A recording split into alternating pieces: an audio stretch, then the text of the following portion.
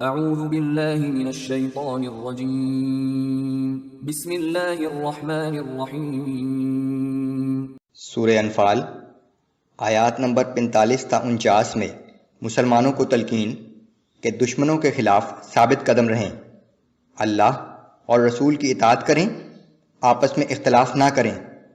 جب شیطان نے کافروں سے کہا کہ آج میں تمہارا پشت پناہ ہوں، کوئی تم پر غالب نہیں آ سکتا، لیکن جنگ کے وقت یہ کہتا ہوا بھاگ نکلا کہ جو کچھ میں دیکھ رہا ہوں وہ تم نہیں دیکھ رہے، میں اللہ سے ڈرتا ہوں، وہ سخت سزا دینے والا ہے۔ اعوذ باللہ من الشیطان الرجیم۔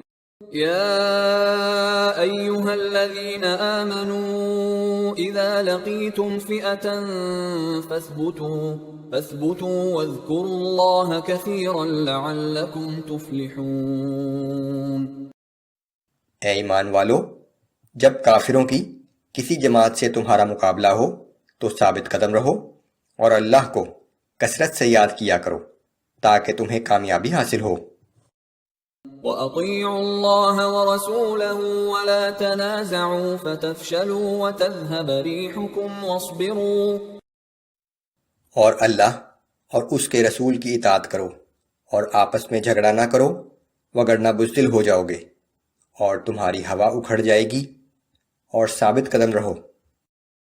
ان اللہ مع الصابرین۔ یقیناً اللہ تعالیٰ ثابت قدم رہنے والوں کے ساتھ ہے۔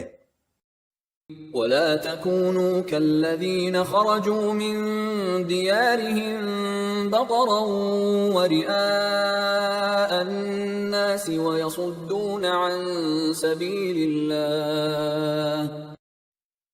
اور تم ان کافروں کی طرح نہ ہو جانا جو اپنے گھروں سے اتراتے ہوئے اور لوگوں کو دکھانے کے لیے نکل آئے، اور ان کی حالت یہ ہے کہ وہ لوگوں کو اللہ کی راہ سے روکتے ہیں۔ واللہ بما يعملون محیط۔ اور ان کے تمام اعمال اللہ کے احاطہ علم میں ہیں۔ وَإِذْ زَيَّنَ لَهُمُ الشَّيْطَانُ أَعْمَالَهُمْ وَقَالَ لَا غَالِبَ لَكُمُ الْيَوْمَ مِنَ النَّاسِ وَإِنِّي جَارٌ لَكُمْ۔ اے پیغمبر صلی اللہ علیہ وآلہ وسلم، وہ وقت یاد دلائیے جب شیطان نے ان کافروں کے اعمال ان کو خوشنما کر کے دکھائے اور ان سے کہا کہ آج کے دن کوئی انسان تم پر غالب نہیں آ سکتا اور میں تمہارا محافظ ہوں۔ فَلَمَّا تَرَاءَتِ الْفِئَتَانِ نَكَصَ عَلَى عَقِبَيْهِ وَقَالَ إِنِّي بَرِيءٌ مِّنكُمْ إِنِّي أَرَى مَا لَا تَرَوْنَ إِنِّي أَخَافُ اللَّهَ وَاللَّهُ شَدِيدُ الْعِقَابِ۔